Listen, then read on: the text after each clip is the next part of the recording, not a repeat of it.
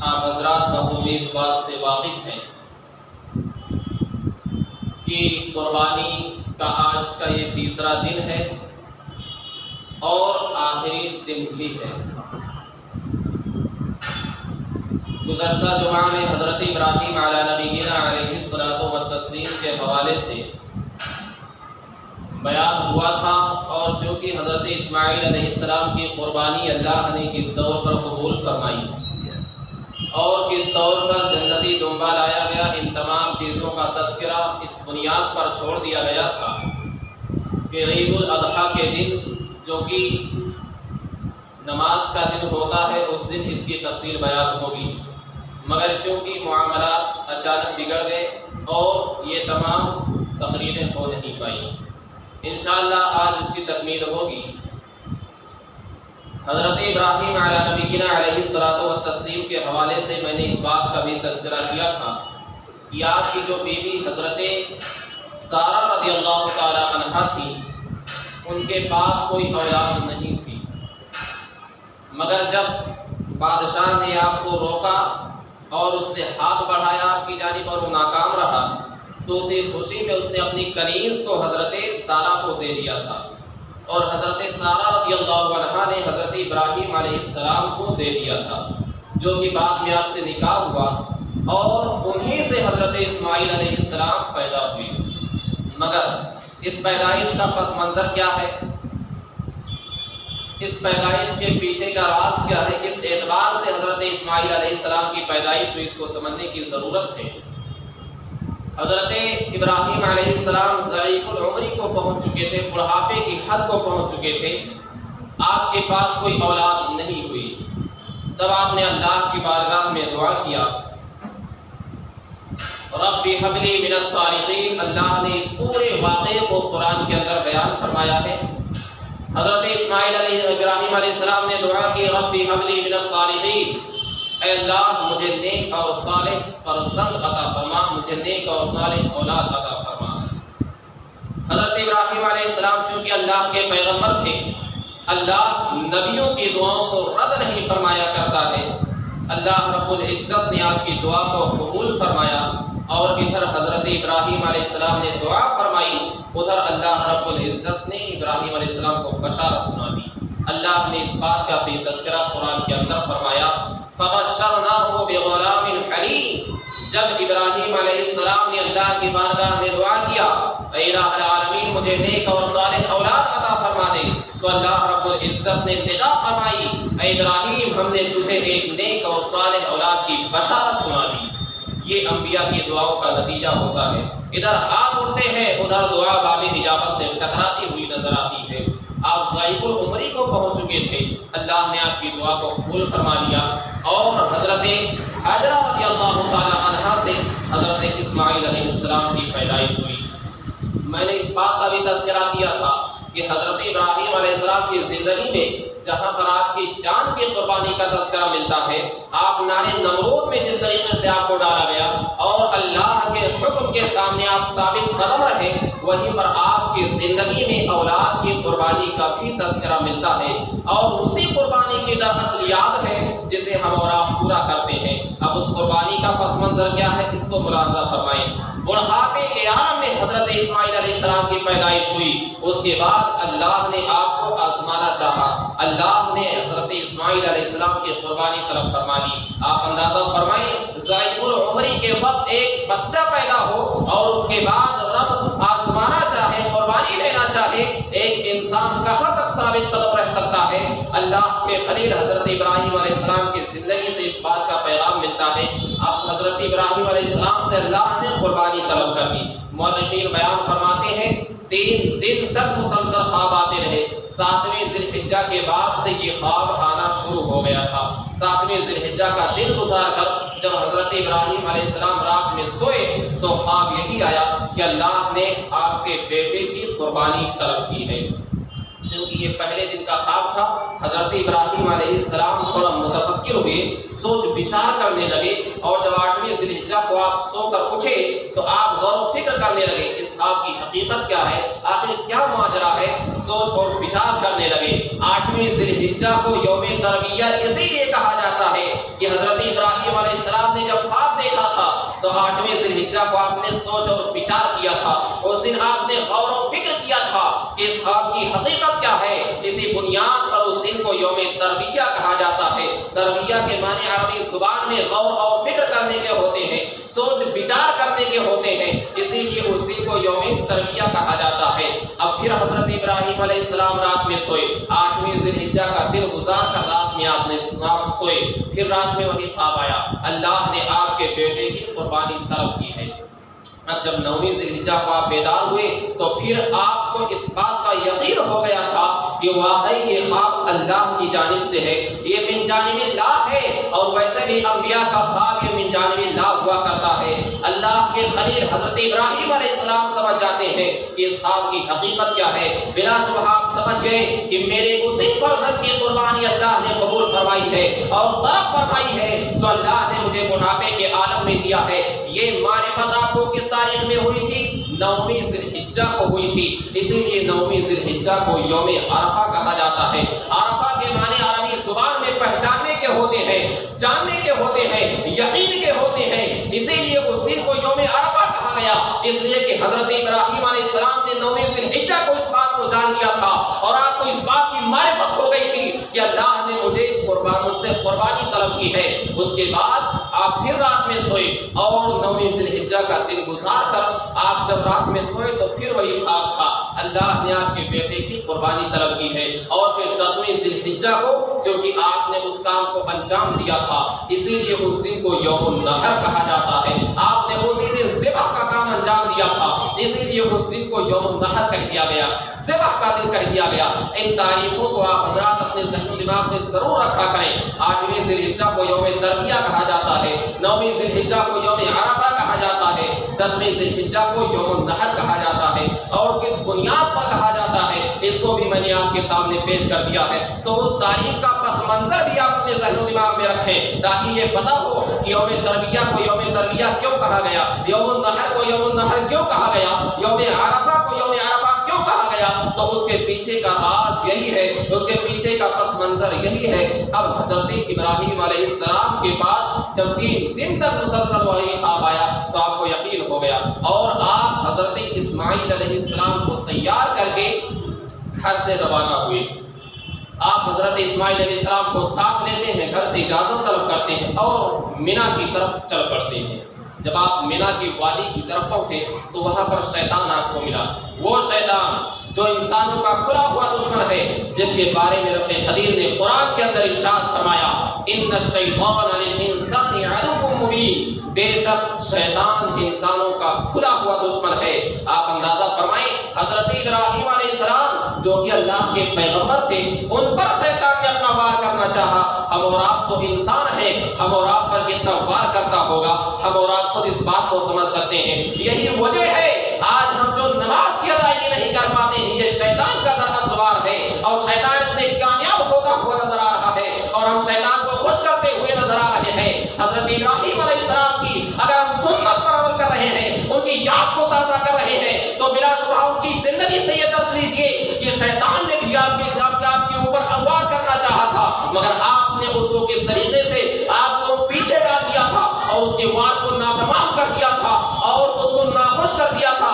ہمیں آپ کی زندگی سے یہ درس لینا چاہیے، ہم جب بھی کسی بزرگ کی یاد کو تازہ کریں، ان کے دن کو منائیں، تو اہم طریقہ یہ ہے کہ ان کی زندگی کو پڑھ کر اپنی زندگی میں ڈھالنے کی کوشش کریں۔ حضرت ابراہیم علیہ السلام کے سامنے وہ شیطان آیا اور سب سے پہلے وہ دوستی کا ہاتھ بڑھایا، دوست بن کر آپ کی بارگاہ میں حاضر ہوا اور کہتا ہے تم بھی ایک بات کو حقیقت سمجھ لیے ہو اور اپنے بیٹے کو جو تمہیں ضعیف العمری میں ملا ہے اس کو قتل کرنے جا رہے ہو، اس کو ذبح کرنے جا رہے ہو، بڑھاپے کا ایک سہارا ملا ہے اور تم نے خواب کو حقیقت سمجھ لیا اور اپنے بیٹے کو ذبح کرنے پر تیار ہو گئے۔ ہر اعتبار سے اس نے وار کیا اور پھسلانا چاہا۔ حضرت ابراہیم علیہ السلام اللہ کے پیغمبر تھے اور چونکہ اللہ کا حکم تھا آپ اس حکم کی عدولی نہیں کر سکتے تھے، آپ نے اس کے وار کو ختم کیا اور آپ نے فرمایا یہ اللہ کا حکم ہے تو شیطان مردود ہے، میں اللہ کے حکم کے سامنے تیرے حکم کو نہیں سن سکتا۔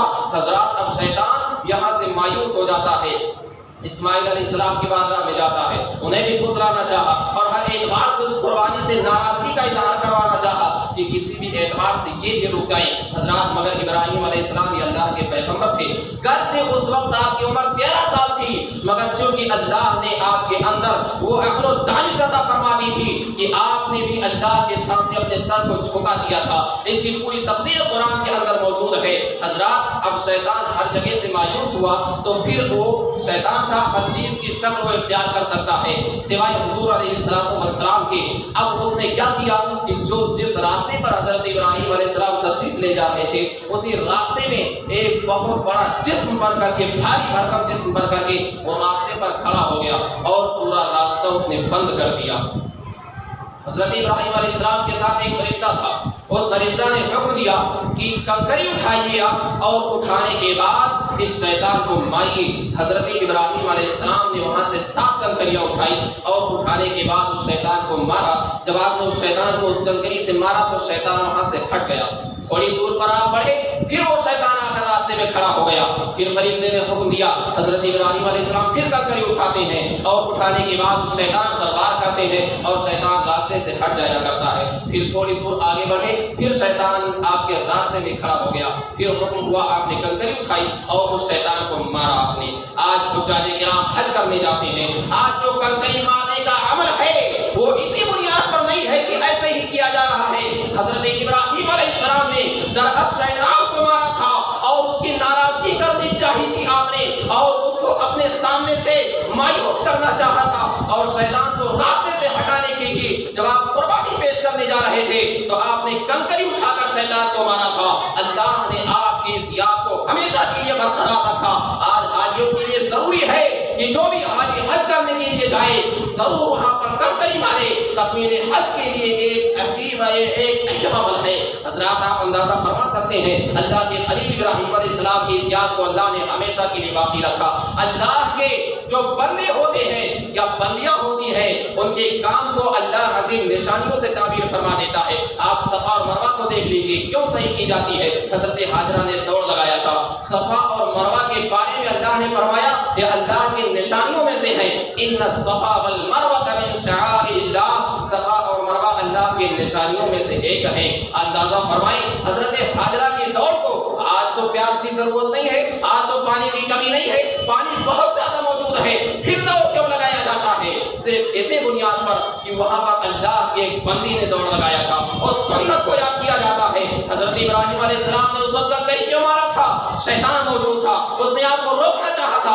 آج تو شیطان موجود نہیں ہے، نہ ہی قربانی کا اس طرح کا سسٹم ہے، مگر کیوں مارا جاتا ہے؟ صرف اور صرف اللہ کے پیغمبر کی یاد کو برقرار رکھنے کے لیے۔ پتہ یہ چلا اللہ والوں کی یادیں بہت اہم ہوا کرتی ہیں، ان کو یاد کرنا چاہیے اور اس پر عمل کرنا چاہیے، اس سے برکات اور حسنات ظاہر ہوتے ہیں۔ حضرات، حضرت ابراہیم علیہ السلام نے 3 مرتبہ کنکری ماری تھی، پھر اس کے بعد شیطان وہاں سے مایوس ہو گیا اور چلا گیا، ہر اعتبار سے وہ مایوس ہو گیا۔ اب حضرت ابراہیم علیہ السلام اپنے بیٹے اسماعیل کو لے کر قربان گاہ پر پہنچے، اس جگہ پر جہاں پر قربانی کرنا تھا۔ اب جب وہاں پر پہنچ گئے، پھر اس کے بعد اللہ کے خلیل نے اپنے بیٹے اسماعیل کو پوری حقیقت بیان کی۔ اللہ نے اس کا تذکرہ اس طور پر قرآن میں بیان فرمایا، فلما بلغ معه السعي قال يا بني إني أرى في المنام أني أذبحك فانظر ماذا ترى قال يا أبت افعل ما تؤمر ستجدني إن شاء الله من الصابرين۔ حضرت ابراہیم نے اپنے بیٹے اسماعیل سے کہا، جب وہ اس کے ساتھ چلنے کے قابل ہو گیا تو ابراہیم علیہ السلام نے فرمایا، اے میرے بیٹے میں نے خواب دیکھا ہے کہ میں تمہیں ذبح کر رہا ہوں، فانظر ماذا ترى۔ تو حضرت ابراہیم علیہ السلام نے پوچھا اپنے بیٹے اسماعیل سے، فانظر ماذا ترى، بتا تیری کیا رائے ہے، تیرا کیا خیال ہے؟ قال یا ابت افعل ما تؤمر۔ حضرت اسماعیل علیہ السلام اس بات کو آپ ذہن و دماغ میں رکھتے ہوئے چلیں، اس وقت آپ کی عمر 13 سال کے قریب تھی۔ آپ نے جواب دیا، قال یا ابت افعل ما تؤمر، اے میرے والد محترم، جس بات کا حکم آپ کو ہوا ہے آپ اسے بلا خوف و خطر پورا کیجئے، انشاء اللہ من الصابرین، اللہ نے چاہا تو ضرور آپ مجھے صابرین میں سے پائیں گے، صبر کرنے والوں میں سے پائیں گے۔ حضرت اسماعیل علیہ السلام نے انشاءاللہ کا لفظ بھی استعمال کیا تھا۔ پتہ یہ چلا مستقبل میں جب بھی کسی کام کو کرنا ہو تو انشاءاللہ کا لفظ استعمال کرنا چاہیے۔ حضرت اسماعیل علیہ السلام کی ذہانت و فطانت دیکھی، آپ نے بھی اللہ کے حکم کے سامنے اپنے سر کو جھکا دیا، اور اس کے بعد آپ نے کچھ وصیت فرمائی تھی اپنے والد محترم سے۔ آپ نے یہ وصیت فرمائی، اے میرے والد محترم، آپ ذبح ہونے سے پہلے میرے ہاتھ اور پاؤں کو رسی سے باندھ دیں، ایسا نہ ہو کہ اچھلنے کودنے کی وجہ سے خون کے چھینٹے آپ کے کپڑے پر پڑیں، آپ کے کپڑے اس سے پراگندہ ہو جائیں، اور اس کے بعد آپ اپنی آنکھوں میں بھی پٹی باندھ لیں، کہیں ایسا نہ ہو کہ محبت پدری غالب آ جائے اور اس محبت کی وجہ سے آپ کے ہاتھ رک جائیں اور اللہ کے اس حکم پر عمل نہ ہونے پائے۔ اور اس کے بعد آپ نے یہ بھی وصیت کیا تھا کہ میرے ذبح ہو جانے کے بعد میری والدہ کو میرا سلام عرض کر دینا۔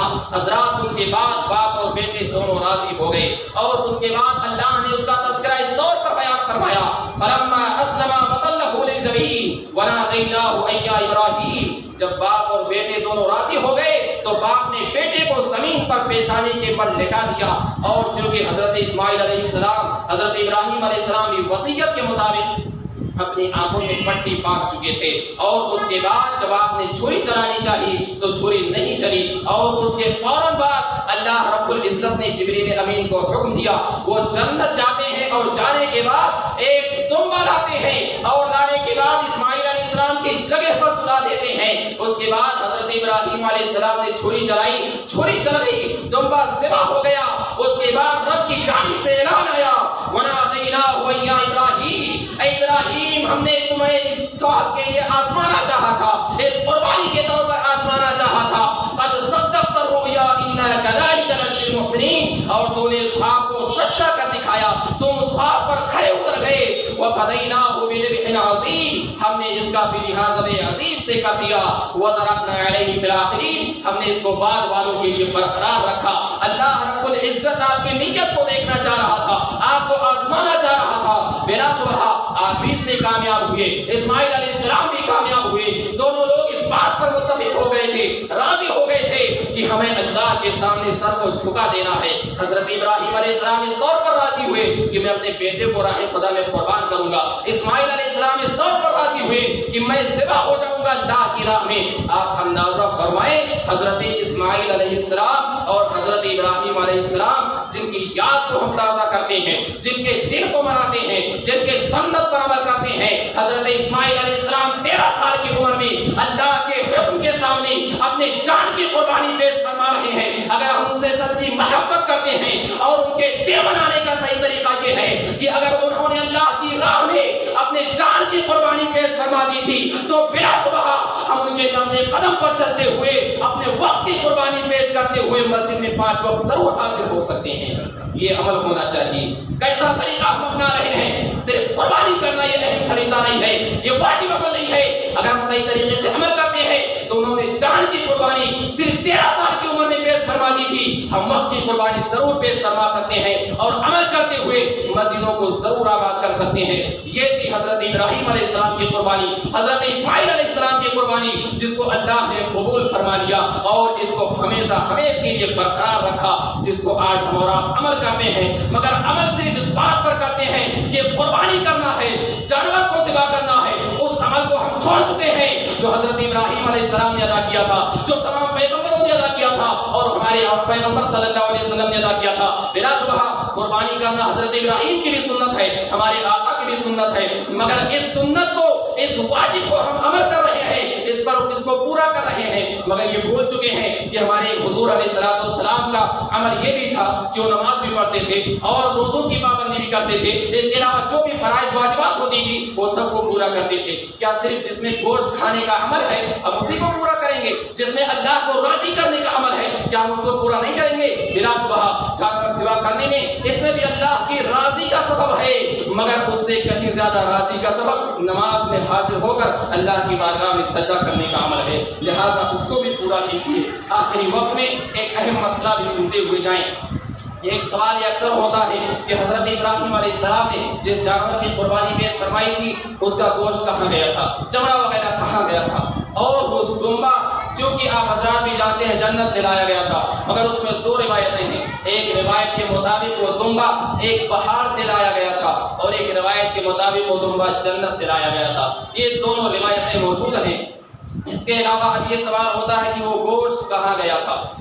تو اس بات کو آپ حضرات ذہن و دماغ میں رکھیں کہ پہلے کے زمانے کا یہ دستور تھا کہ جب بھی کسی قوم میں قربانی ہوا کرتی تھی تو اس قربانی کی مقبولیت کا یہ طریقہ ہوا کرتا تھا کہ قربانی کر کے گوشت کو رکھ دیا جاتا تھا اور اس کو ایک آگ آتی تھی اور آنے کے بعد اس آگ کو جلا جاتی تھی۔ اگر آپ کو آگ جلا دیتی تھی تو یہ اندازہ ہو جایا کرتا تھا کہ قربانی قبول کر دی گئی ہے، قربانی ہو گئی ہے۔ تو ایک روایت کے مطابق یہ ہے کہ حضرت ابراہیم علیہ السلام کے جانور کے گوشت کو آگ آئی اور جلا کر چلی گئی، یہ ایک روایت ہے۔ اور دوسری روایت کے مطابق یہ ہے کہ اس گوشت کو درندے پرندے وغیرہ کھا گئے تھے۔ یہ دونوں روایتیں موجود ہیں۔ رب قدیر کی بارگاہ میں دعا ہے ہم سب کو صحیح ڈھنگ سے قربانی کی ادائیگی کرنے کی توفیق عطا فرمائے۔